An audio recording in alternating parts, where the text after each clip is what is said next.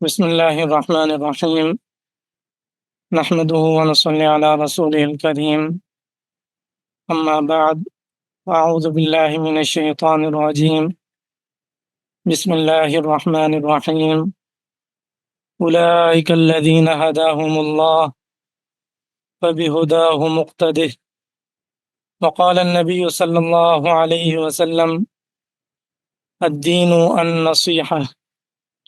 أو كما قال عليه الصلاة والسلام. انتہائی واجب القدر بھائیو، دوستو، بزرگوں،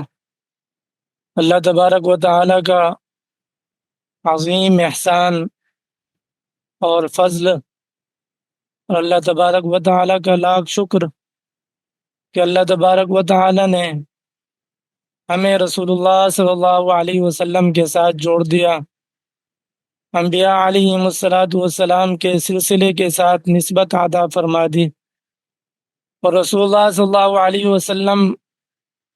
کے خصوصی تربیت یافتہ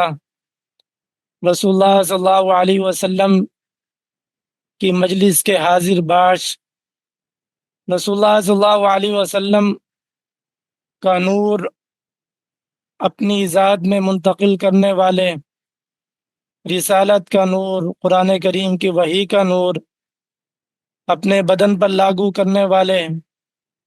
اور اس نور کو مکمل امانت داری کے ساتھ اگلی نسلوں تک پہنچانے والے، قرآن کریم کی روشنی میں اللہ تبارک و تعالیٰ کے سب سے محبوب اور پسندیدہ افراد حضرات صحابہ اکرام رضوان اللہ تعالی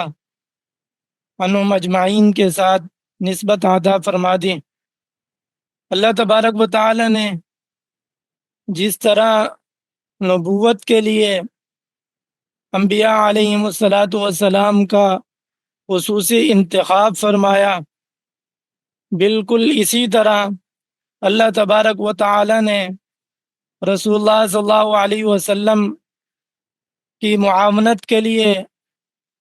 رسول اللہ صلی اللہ علیہ وسلم کے دین کو پھیلانے کے لیے، رسول اللہ صلی اللہ علیہ وسلم کی حفاظت کے لیے، رسول اللہ صلی اللہ علیہ وسلم کی تعلیمات کو آگے پہنچانے کے لیے امت میں سے چند مخصوص اور پسندیدہ افراد کا انتخاب فرمایا ہے۔ یہ خالصتاً اللہ تبارک و تعالیٰ کا انتخاب ہے، یہ کوئی ریاضت سے، عبادت سے، ولایت سے درجہ حاصل ہونے والا نہیں ہے۔ یہ خالص اللہ تبارک و تعالیٰ کا انتخاب اور اللہ تبارک و تعالیٰ کی پسندیدگی ہے کہ اللہ تبارک و تعالیٰ نے جسے چاہا نبوت سے سرفراز فرما دیا اور جسے چاہا صحابی کے درجے سے سرفراز فرما دیا۔ رسول اللہ صلی اللہ علیہ وسلم کا ایک خصوصی وصف، رسول اللہ صلی اللہ علیہ وسلم کی کرامت کہیں، رسول اللہ صلی اللہ علیہ وسلم کا معجزہ کہیں، کہ رسول اللہ صلی اللہ علیہ وسلم نے اپنے جس صحابی کی جس رخ پر تربیت کی ہے، اس صحابی نے پوری زندگی اس کی دعوت دی ہے اور پوری زندگی اس پر عمل کیا ہے اور اپنی ذات کے اندر اس چیز کو اتار لیا ہے۔ رسول اللہ صلی اللہ علیہ وسلم کی تربیت کا یہ خاصہ تھا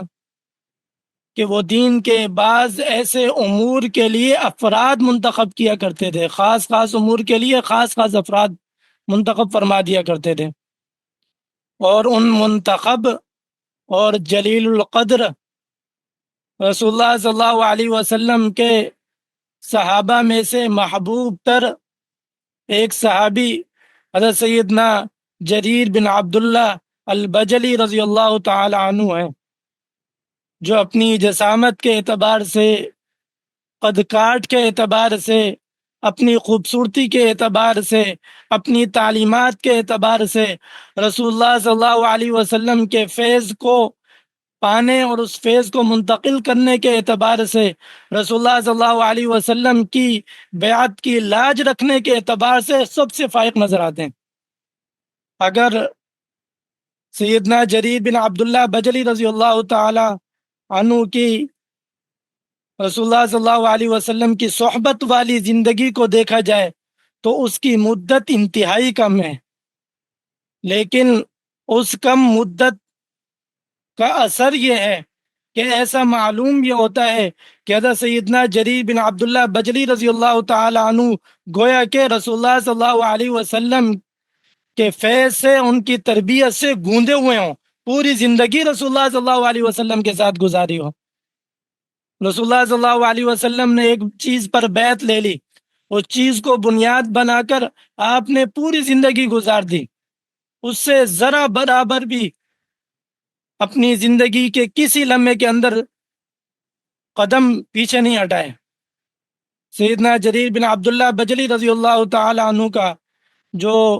قبول اسلام ہے وہ بالکل آخری زمانے میں ہے۔ سن 10 ہجری کے اندر جو رمضان المبارک آیا تھا، رسول اللہ صلی اللہ علیہ وسلم کی زندگی کا بالکل آخری رمضان المبارک، اس رمضان المبارک میں ایک مرتبہ رسول اللہ صلی اللہ علیہ وسلم خطبہ ارشاد فرما رہے تھے، اور خطبہ ارشاد فرماتے ہوئے فرمایا کہ ان قریب آپ کے پاس یمن سے ایک بہترین شخص آنے والا ہے جس کی پیشانی پر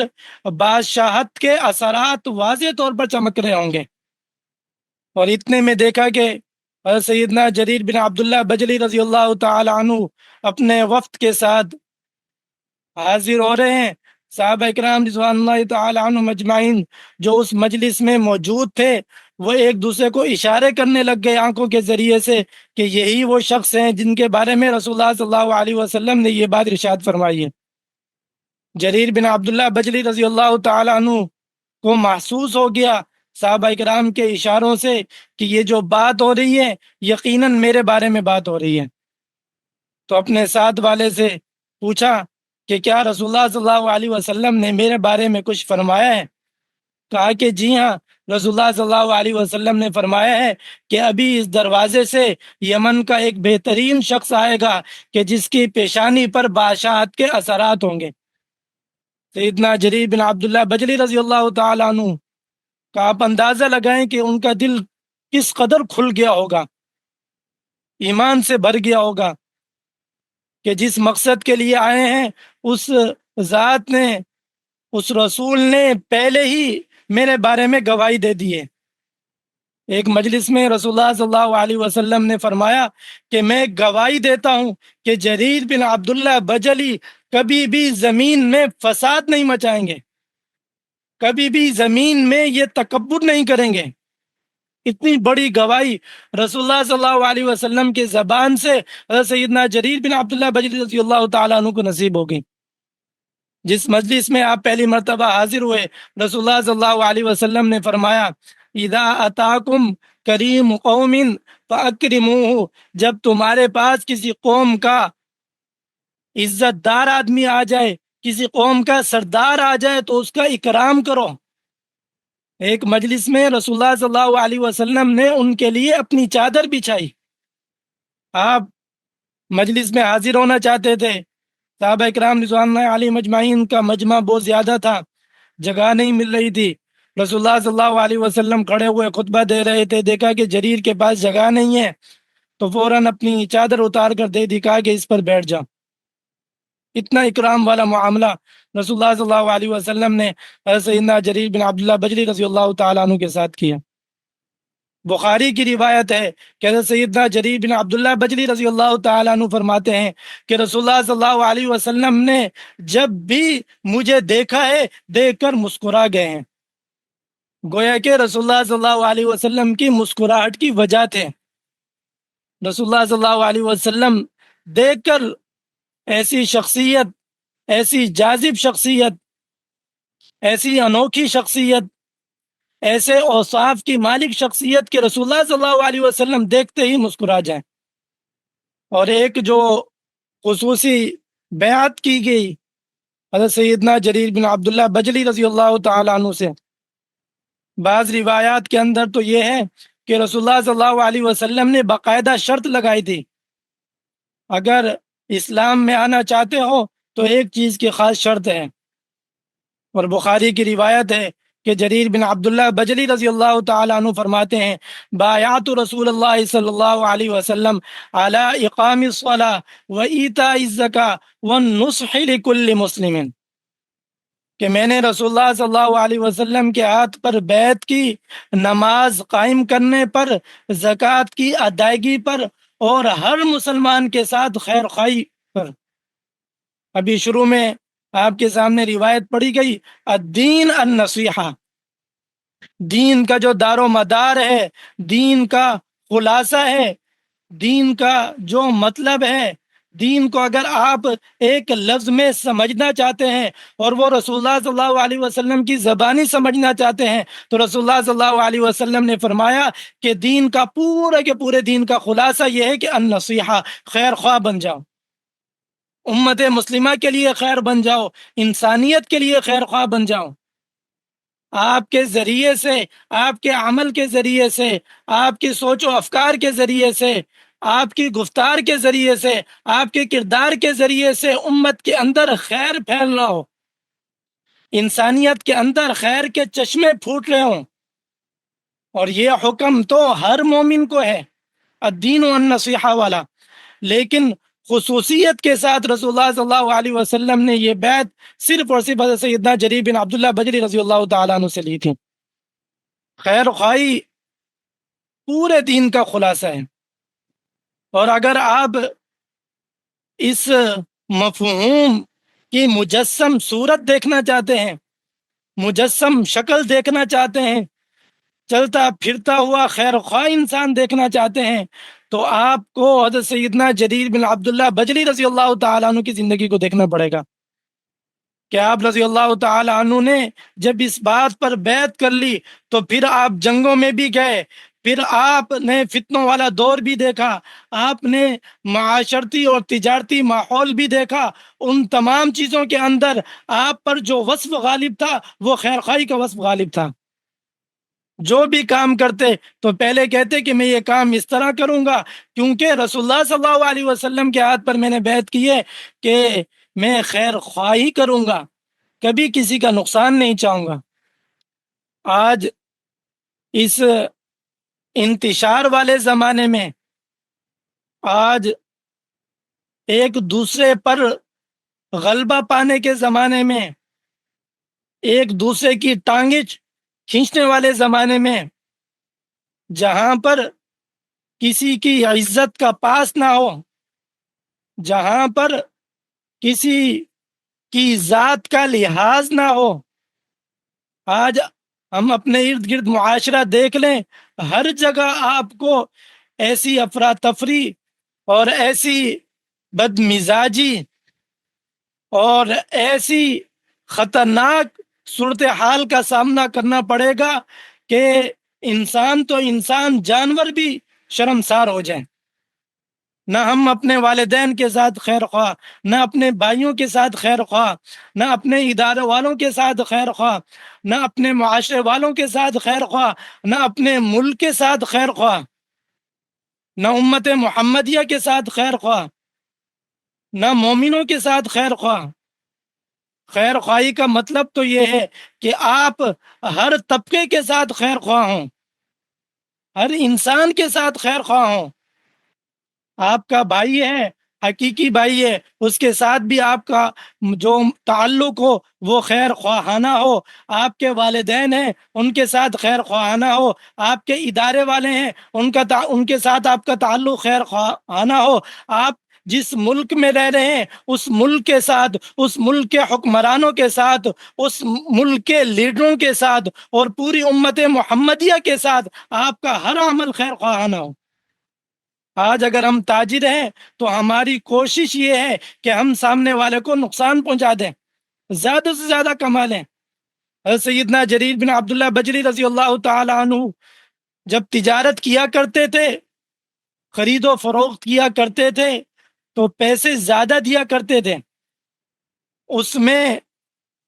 اپنی فائدہ بالکل نہیں سوچتے تھے، دیکھتے یہ تھے کہ اس کے اندر خیر خواہانہ جانب کون سی ہے۔ آپ رضی اللہ تعالیٰ عنہ کے غلام تھے، ایک مرتبہ ایک نسلی شاندار گھوڑا خرید کر لے آئے، 300 دراہم کے بدلے آپ رضی اللہ تعالیٰ عنہ نے دیکھا اور پوچھا کہ کتنے کا خرید کر لائے ہیں؟ کہا کہ 300 یا 400 کے خرید کے لایا ہوں۔ کہا کہ نہیں، یہ گھوڑا تو بہت قیمتی ہے، یہ اس کی قیمت تو اتنی ہو ہی نہیں سکتی۔ تو خود اس گھوڑے کو لے کر اس مالک کے پاس چلے گئے، بیچنے والے کے پاس چلے گئے کہ بھئی آپ نے اس کو بیچا کیوں ہے اور اتنی کم قیمت پر کیوں بیچا ہے؟ کہا کہ میں مجبور ہوں، اس وجہ سے، مجبوری کی وجہ سے کم قیمت پر بیچ رہا ہوں۔ کہا کہ نہیں، آپ کا گھوڑا تو بہت قیمتی ہے۔ اس پر ایک مرتبہ چکر لگایا، کہا کہ 100 مزید بڑھاتا ہوں۔ پھر دوبارہ چکر لگایا، کہا کہ یہ تو اس سے بھی زیادہ اچھا ہے۔ پھر دوبارہ کہا کہ 100 مزید بڑھاتا ہوں۔ تیسری مرتبہ پھر 100 بڑھا دیا، چوتھی مرتبہ پھر 100 بڑھا دیا، یہاں تک کہ 800 درہم و دینار کے بدلے جا کر خرید کر لائے۔ اور فرمایا کہ میں نے رسول اللہ صلی اللہ علیہ وسلم کے ہاتھ پر بیعت کی ہے کہ خیر خواہی کروں گا، کسی کا نقصان نہیں چاہوں گا۔ اس گھوڑے کی اصل قیمت اتنی ہے کیونکہ آپ بہت بڑے شاہ سوار تھے، اس کا تعلق، اس کا تذکرہ آگے آئے گا، اس لیے آپ کو گھوڑے کو دیکھ کر پتہ چل گیا کہ اس کی قیمت اتنی کم نہیں ہو سکتی۔ تو ہم اپنی تجارتی زندگی کے اندر حضرت سیدنا جریر بن عبداللہ بجلی رضی اللہ تعالیٰ عنہ کو نمونہ بنائیں۔ حضرت سیدنا مغیرہ ابن شعبہ رضی اللہ تعالی عنہ کوفہ کے والی تھے، سن 50 ہجری کی بات ہے۔ حضرت سیدنا معاویہ رضی اللہ تعالی عنہ کا دور خلافت تھا، سن 50 ہجری میں حضرت سیدنا مغیرہ ابن شعبہ رضی اللہ تعالی عنہ کا انتقال ہو گیا۔ وہاں پر حضرت سیدنا جریر بن عبداللہ بجلی رضی اللہ تعالی عنہ موجود تھے، اور کسی بڑے کے انتقال کے وقت، کسی امیر کے انتقال کے وقت، اور جب وہ امیر بھی صحابہ جیسے ہوں تو خطرہ یہ ہوتا ہے کہ کہیں انتشار نہ پھیل جائے، کہیں لڑائیاں ہونا شروع نہ ہو جائیں، کیونکہ اولیاء اکرام جب دنیا سے جاتے ہیں تو دنیا میں اور دنیا کی تاریکی میں اضافہ ہو جاتا ہے۔ تو کہیں ایسا نہ ہو کہ یہ ماحول خراب ہو جائے۔ فوراً ممبر پر کھڑے ہو گئے، خطبہ دیا اور فرمایا علیکم باتقاء اللہ وحدہ لا شریک لہ والوقار والسکینہ حتی یاتیکم امیر۔ تم پر لازم ہے کہ اس موقع پر اللہ تبارک و تعالی سے ڈرو، اکیلے اللہ تبارک و تعالی سے جس کا کوئی شریک نہیں ہے، اور تم پر لازم ہے کہ اپنے اوپر وقار اور سکینت کو سجائے رکھو، انتشار مت پھیلاؤ، باتیں مت کرو، یہاں تک کہ تمہارے پاس حضرت سیدنا معاویہ رضی اللہ تعالیٰ عنہ کی طرف سے، کیونکہ خلیفہ وقت وہ تھے، ان کی طرف سے مقرر شدہ کوئی امیر نہ آ جائے۔ فَإِنَّمَا يَأْتِيكُمُ الْآنَ، اور وہ تمہارے پاس ابھی آنے ہی والے ہیں۔ اور پھر فرمایا استعفوا لِأَمِيرِكُمْ، اپنے امیر کے لیے عفو درگزر طلب کرو اللہ تبارک و تعالی سے، کہ اللہ تبارک و تعالی ان سے عفو درگزر والا معاملہ فرمائیں۔ کیوں؟ فَإِنَّهُ كَانَ يُحِبُّ الْعَفْوَ، کیونکہ یہ درگزر کو پسند فرماتے تھے۔ سیدنا مغیرہ ابن شعبہ رضی اللہ تعالی عنہ درگزر کو پسند فرماتے تھے اپنے متاتوں کے ساتھ، تو اس لیے دعا کرو کہ اللہ تبارک و تعالی ان کے ساتھ درگزر والا معاملہ کریں۔ اور پھر اپنا وہی والا واقعہ دہرایا، فرمایا اما بعد فإنی اتیت النبی صلی اللہ علیہ وسلم قلت ابایعک علی الاسلام فشرط علی، کہ میں نبی کریم صلی اللہ علیہ وسلم کے پاس آیا اور میں بیعت کرنا چاہتا تھا اسلام پر، تو رسول اللہ صلی اللہ علیہ وسلم نے شرط لگا دی وَالنُّصْحِ لِكُلِّ مُسْلِمِينَ، بیعت تب کریں گے اسلام پر کہ جب اس بات پر بیعت ہوگی کہ آپ ہر مسلمان کے ساتھ خیر خواہی والا معاملہ کریں گے۔ فَبَايَعْتُهُ عَلَى هَذَا، فرمایا کہ میں نے اس بات پر بیعت کر لی۔ وَرَبَّ هَذِهِ الْمَسْجِدِ إِنِّي لَنَاصِحٌ لَكُمْ وَرَبِّ هَذِهِ الْمَسْجِدِ، اور اس مسجد، جس مسجد میں خطبہ دے رہے ہیں، فرمایا کہ اس مسجد کے رب کی قسم کہ میں تمہارے ساتھ اس وقت خیر خواہی والا معاملہ کر رہا ہوں۔ اور پھر استغفار کرتے ہوئے ممبر سے نیچے اتر گئے۔ تو یہ ایک اہم موقع تھا کہ جس موقع پر حضرت سیدنا جریر بن عبداللہ بجلی رضی اللہ تعالی عنہ نے اپنی اسی بیعت کا اظہار کیا،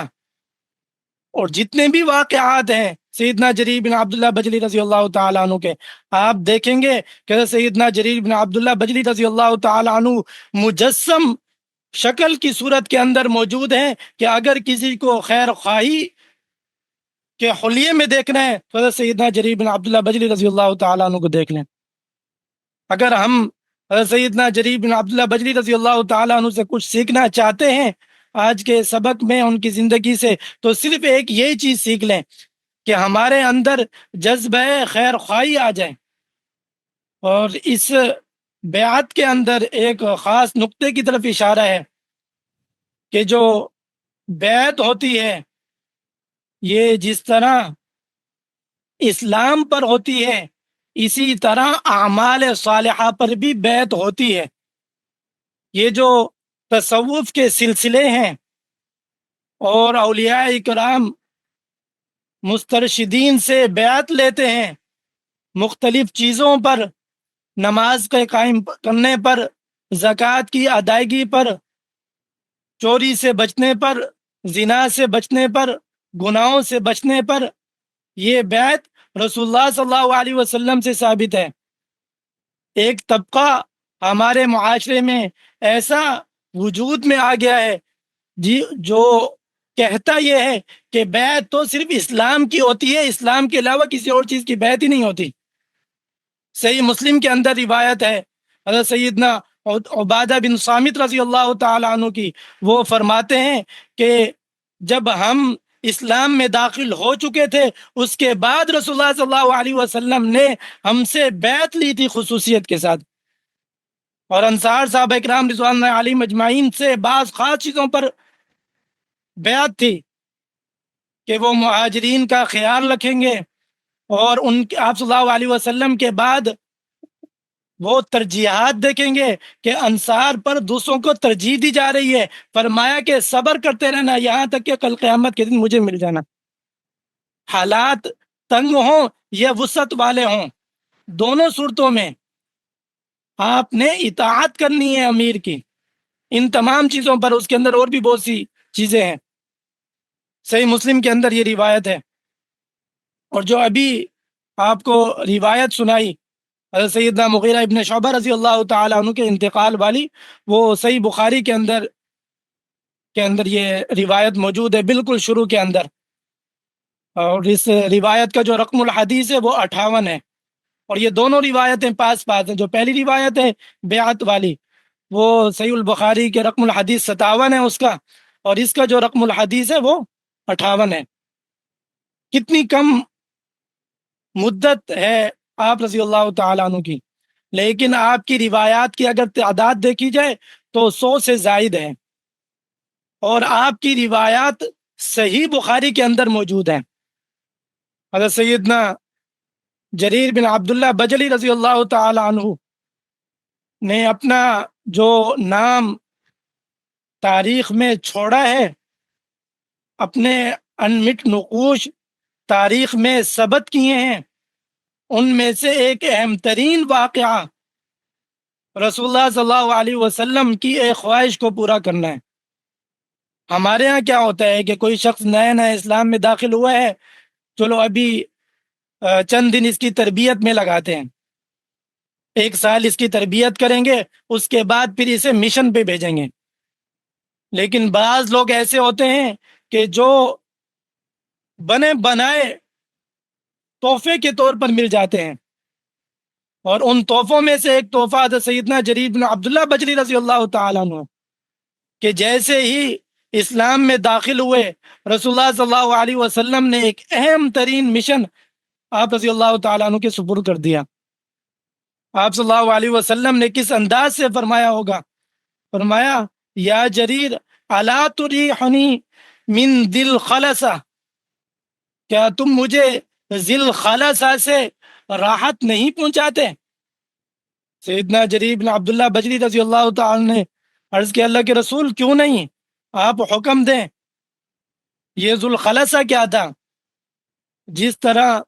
مکہ مکرمہ میں بیت اللہ ہے، اللہ تبارک و تعالیٰ کا گھر ہے جس کے ارد گرد طواف کیا جاتا ہے، اور مشرکین نے اس میں بھی بت رکھے ہوئے تھے، لیکن بیت اللہ تو حضرت سیدنا ابراہیم خلیل اللہ علیہ الصلاۃ والسلام نے بنایا تھا، اور حقیقی بیت اللہ تھا۔ تو یمن کے اندر بعض شر پسندوں نے، بعض قبائل والوں نے، کہ یہ لوگ طواف کرنے کے لیے مکہ مکرمہ میں جاتے ہیں، انہیں وہاں جانے کی ضرورت نہیں ہے۔ یمن کے اندر خود ایک بیت گھر بنا دیا، بت خانہ بنا دیا، جس کے ارد گرد لوگ طواف کریں، تاکہ جس کے پاس جا کر لوگ عبادت کریں۔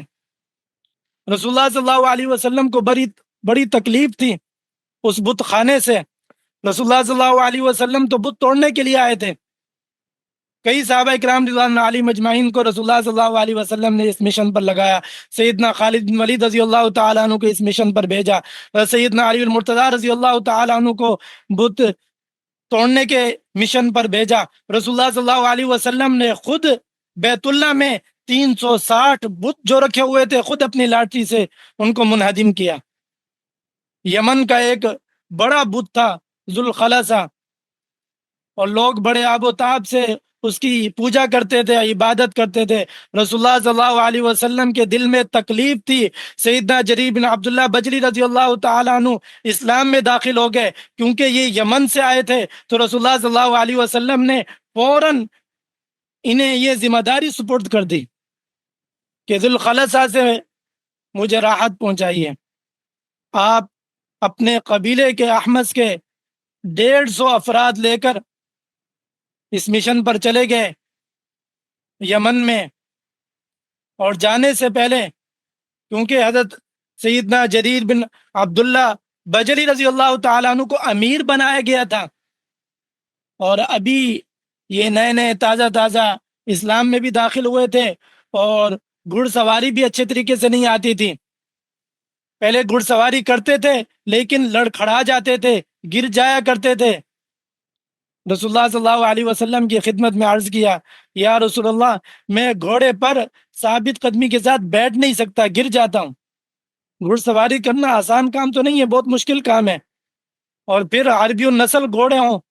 وہ تو عام انسانوں کو سونگتے بھی نہیں ہیں، اور اچھال کر پھینکتے ہیں۔ سیدنا جریر بن عبداللہ بجلی رضی اللہ تعالیٰ عنہ جب بھی گھوڑے پر بیٹھتے تھے تو گر جایا کرتے تھے کچھ عرصے کے بعد۔ اب انہیں اتنی بڑی ذمہ داری سپرد کر دی ہے، اس کا امیر بنا دیا ہے، اور اس کے لیے تو لازمی وصف ہے، گھڑ سواری آنی چاہیے۔ رسول اللہ صلی اللہ علیہ وسلم کے سامنے یہ بات رکھی، یا رسول اللہ، میں گھڑ سواری اچھے طریقے سے نہیں کر سکتا۔ رسول اللہ صلی اللہ علیہ وسلم نے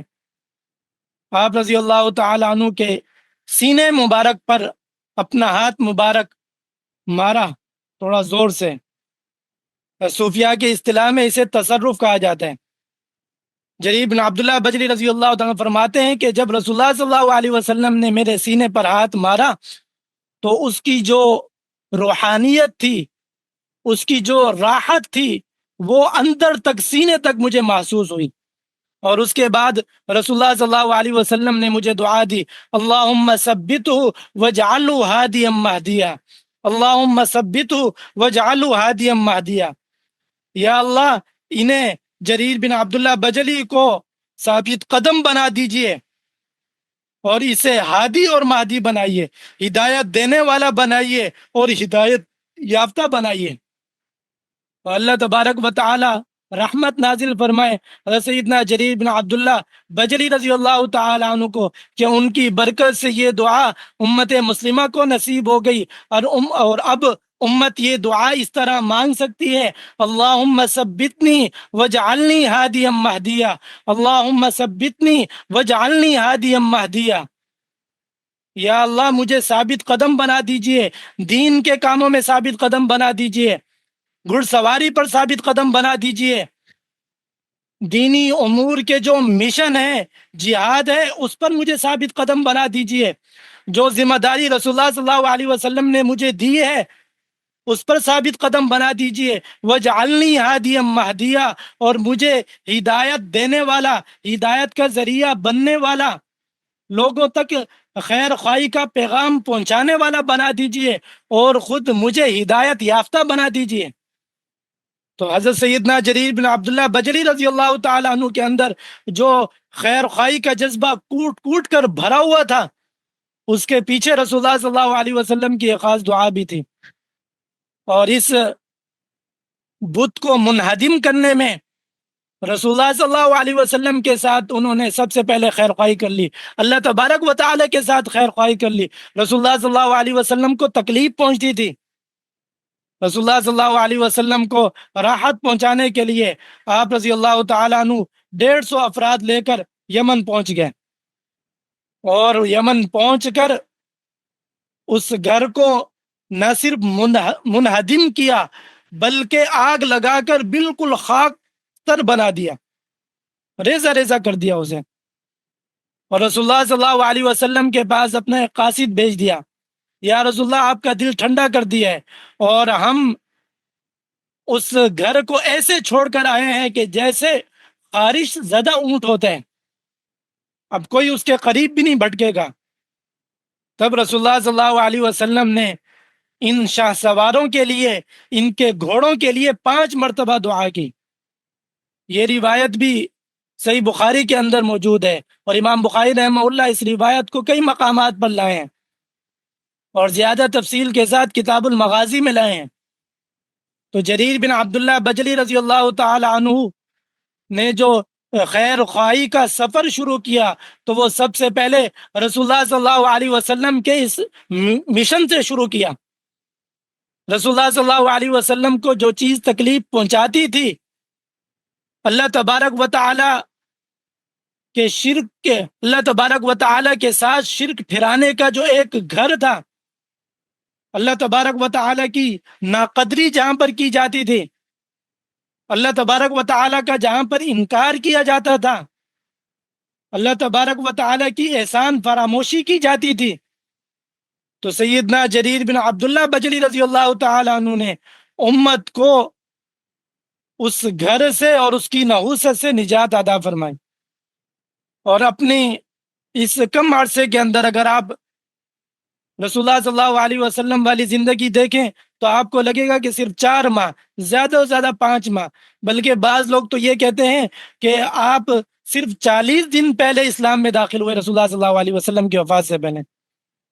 لیکن جو یہ والی روایات ہیں، دیگر روایات کے جن کے اندر ہے کہ رمضان مبارک میں اسلام میں آپ داخل ہوئے، وہ زیادہ راجح معلوم ہوتی ہیں، اس وجہ سے کہ آپ رسول اللہ صلی اللہ علیہ وسلم کے ساتھ حجۃ الوداع میں بھی شریک تھے۔ تو حجۃ الوداع میں شریک ہونا اور یمن کی طرف جانا، وہاں ذوالخلصہ بت کی بے خونی کرنا، اس کا نام و نشان مٹانا، وہاں سے واپس آنا، اس کے لیے ظاہر سی بات ہے مدت تو چاہیے، اس لیے یہ روایت زیادہ راجح معلوم ہوتی ہے کہ رمضان المبارک میں حضرت سیدنا جریر بن عبداللہ بجلی رضی اللہ تعالی عنہ اسلام میں داخل ہوئے، اور حضرت سیدنا جریر بن عبداللہ بجلی رضی اللہ تعالی عنہ کے اس عمل سے جو ہمیں خیر خواہی کا سبق ملتا ہے، وہ یہ سبق ملتا ہے کہ اللہ تبارک و تعالی کے راستے میں مشرکین کے خلاف جہاد کرنا ہے۔ مشرکین نے جن جگہوں کو اللہ تبارک و تعالی کے خلاف، اللہ تبارک و تعالی کے ساتھ شرک کرنے کا گڑھ بنا لیا ہے، انہیں ہدف بنانا ہے اور انہیں زمین سے اکھیڑنا ہے تاکہ زمین ان کی گندگیوں سے پاک ہو جائے، رسول اللہ صلی اللہ علیہ وسلم کے دلوں کو ٹھنڈک پہنچے۔ آپ موجودہ زمانے ہی میں دیکھ لیں کہ ہمارے زمانے میں بت خانے تو بت خانے، ہماری مساجد کو بت خانوں میں تبدیل کر دیا گیا، ہماری مساجد کو منہدم کر کے صدیوں سے بنی ہوئی مساجد جہاں پر باقاعدہ نمازیں ادا کی جاتی تھی، انہیں ہٹا کر، انہیں منہدم کر کے مشرکوں نے اپنے ناپاک مال سے، ناپاک بتوں سے وہاں پر مجسمے کھڑے کر دیے ہیں۔ تو اگر ہم امت محمدیہ کے ساتھ خیر خواہ ہیں، اگر رسول اللہ صلی اللہ علیہ وسلم کے ساتھ خیر خواہ ہیں، اگر مساجد کے ساتھ خیر خواہ ہیں، اگر اللہ تبارک و تعالی کے ساتھ خیر خواہ ہیں، تو اس خیر خواہی کا تقاضا یہ ہے کہ ان جیسی جتنے بھی ناپاک چیزیں ہیں ان سے زمین کو پاک کیا جائے۔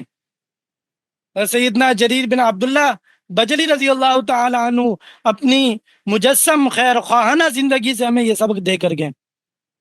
سیدنا جریر بن عبداللہ بجلی رضی اللہ تعالی عنہ